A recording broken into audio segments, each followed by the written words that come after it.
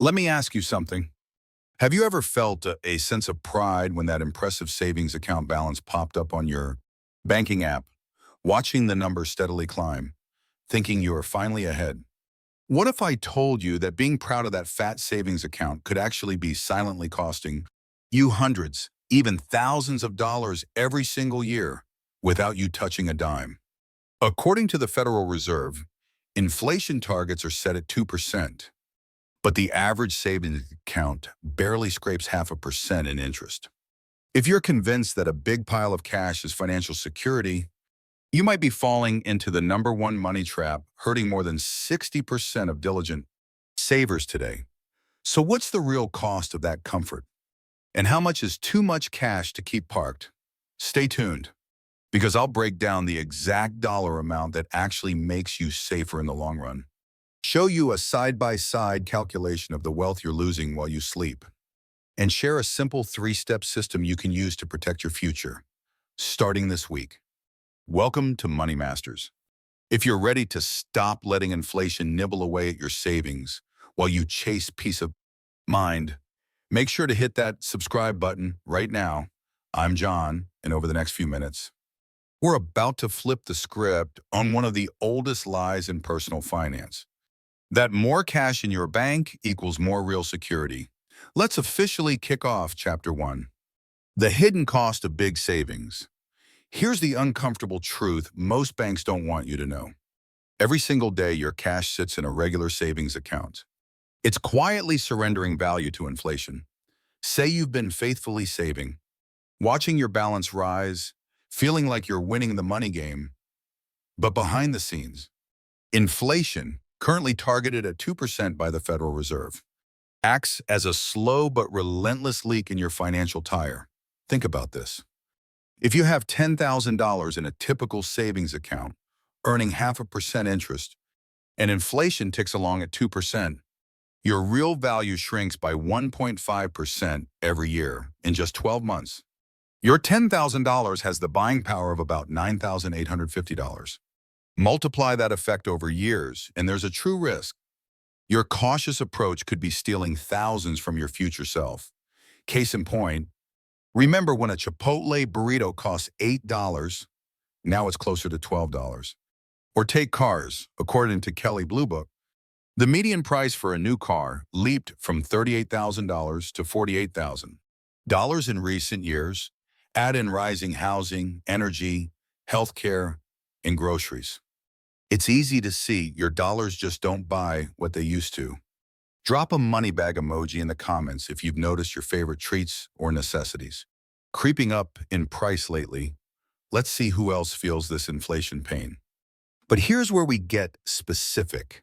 Chapter 2. What's too much cash? How to find your safety sweet spot. Financial experts, including Vanguard and most certified planners, recommend keeping 3 to 6 months of actual living expenses in a readily accessible savings account as your emergency fund, not 3 to 6 months of income, and definitely not an arbitrary round number that feels comfortable. To anchor this, if your bills, groceries, utilities, and essentials total $4,000 per month, your emergency buffer should land somewhere between $12,000 and $24,000. Check your number right now. Could you cover 3 months, 6 months, more? If you're over that range, it's time for a reset. Everything beyond that ceiling, that's cash sitting idle. Cash that could and should be working harder. Quick recaps. 3 to 6 months of expenses, not income, is your safe zone. Anything above that comes with a hidden cost. Still with me?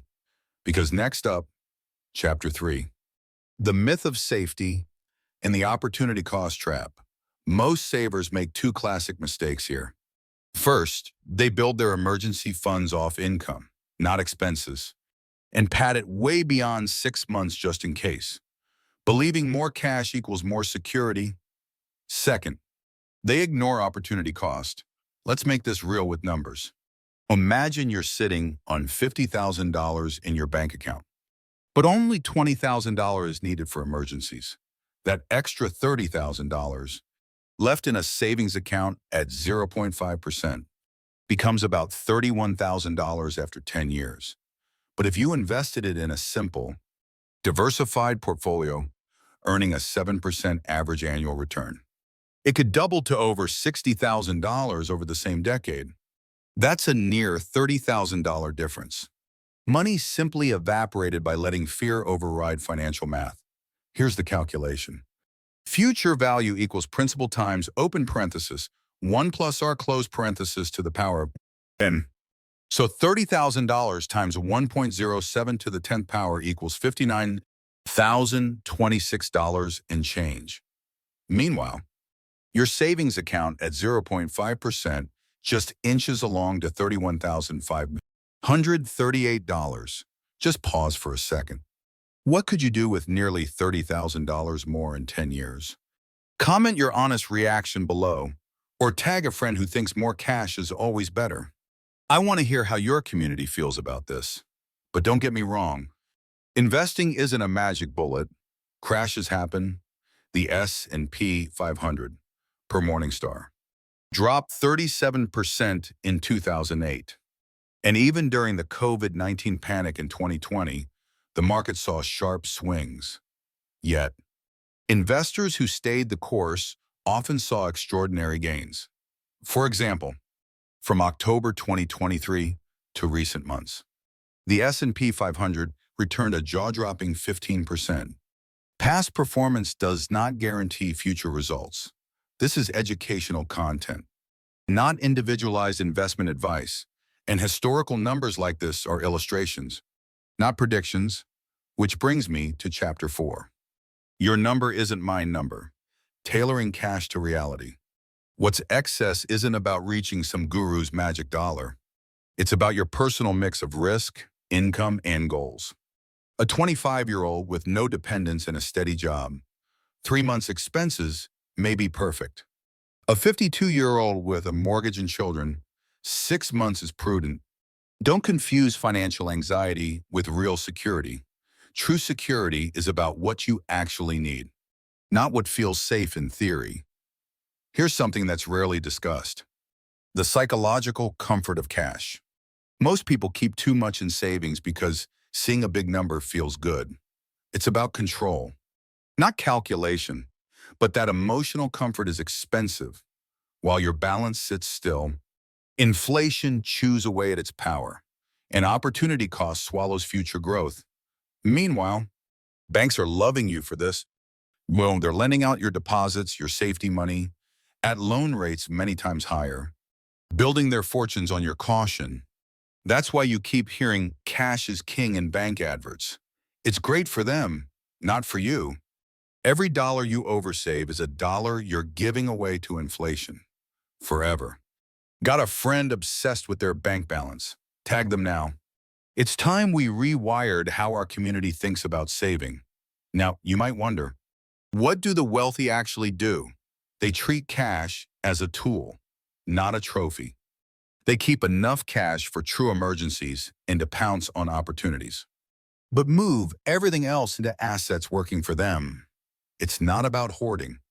It's about creating cash flow and real growth. Let's make this even clearer. Shifting $15,000 from cash to investments at an average 7% annual return could generate nearly $4,000 in growth over 3 years, compared to just $226 in a basic savings account. Again, past performance is no promise of future gains, for illustrative purposes only. So why don't more people do this? Because letting go of a big bank balance feels scary. But complacency, hoarding cash, is an invisible risk. Ready for Chapter 5. What to do with too much savings, step by step. First, let's address a crucial question. What if you're on a tight or unpredictable budget, and the idea of $12,000 or more in cash feels impossible? Stay with me. This micro-emergency fund strategy is for you if your income is low or variable.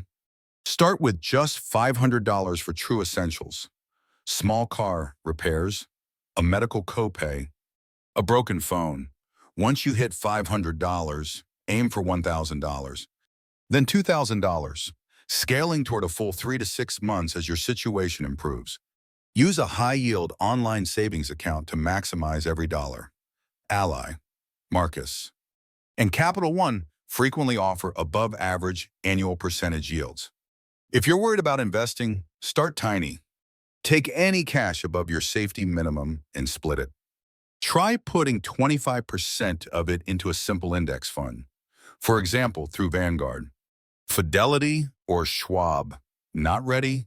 Leave half in cash, invest half, and watch the difference over the next year. As you gain confidence, gradually shift more money out of idle savings and into productive assets. Let's lay out your action plan.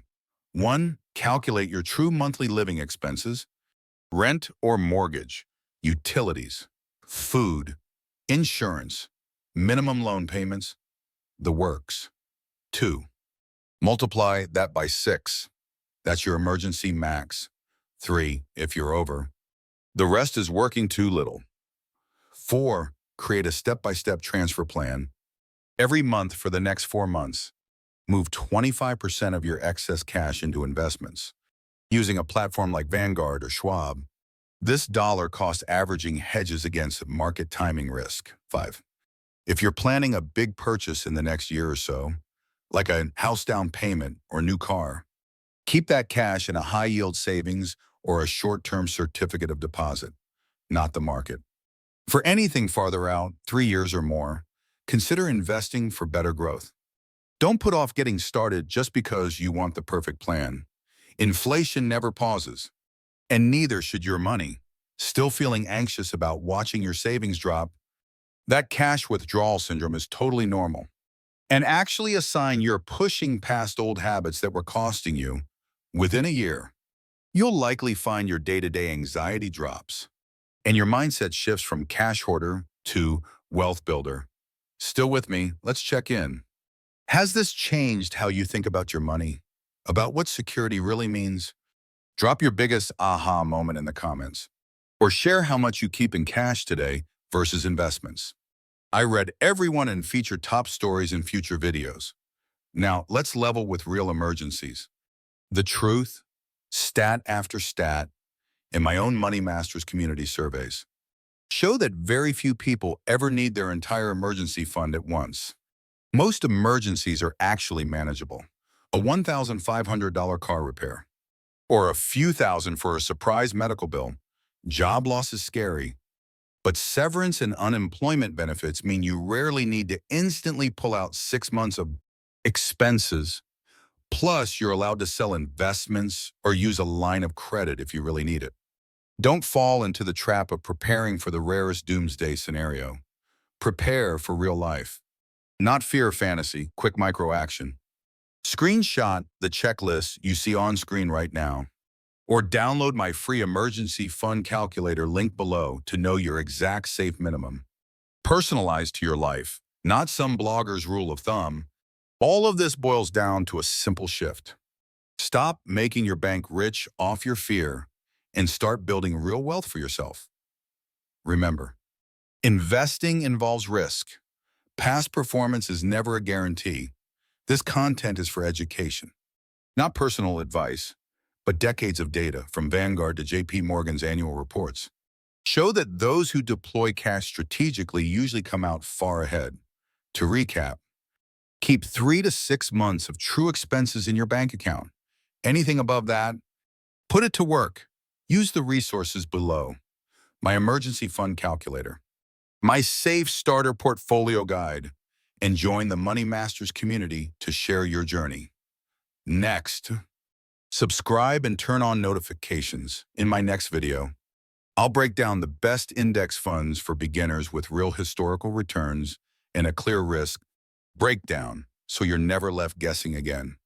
Comment below your biggest money revelation, or ask your #1 question. I'll feature the best in the next episode. Not financial advice. Please consult a qualified advisor before making major decisions. Your future self will thank you for making your money work as hard as you do. Let's wrap up with a rapid-fire recap and your specific next steps to make your money work harder. without sacrificing real security. First, a quick summary. Keeping more than 3 to 6 months of living expenses in your bank account puts your purchasing power at risk, thanks to inflation and opportunity cost, even if it feels safe. My three-step wealth shift.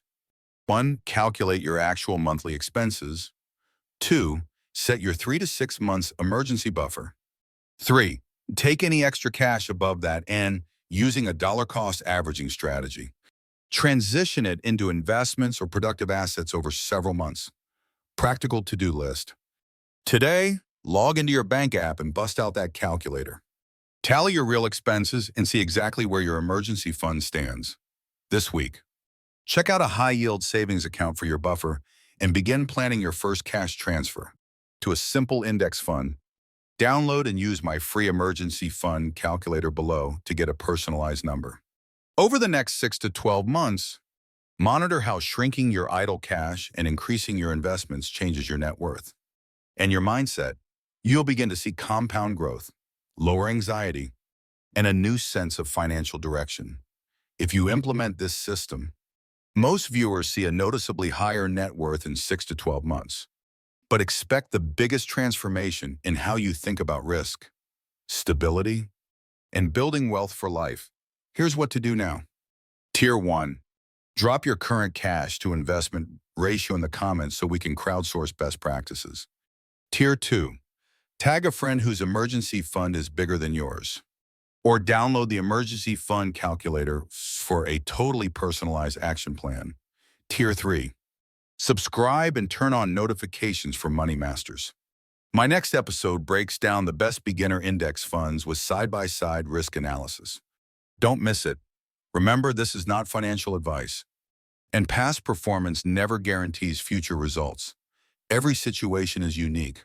So consult a licensed financial advisor for decisions about your specific portfolio. Thanks for joining the Money Masters community. Let's make every dollar work as hard as you do.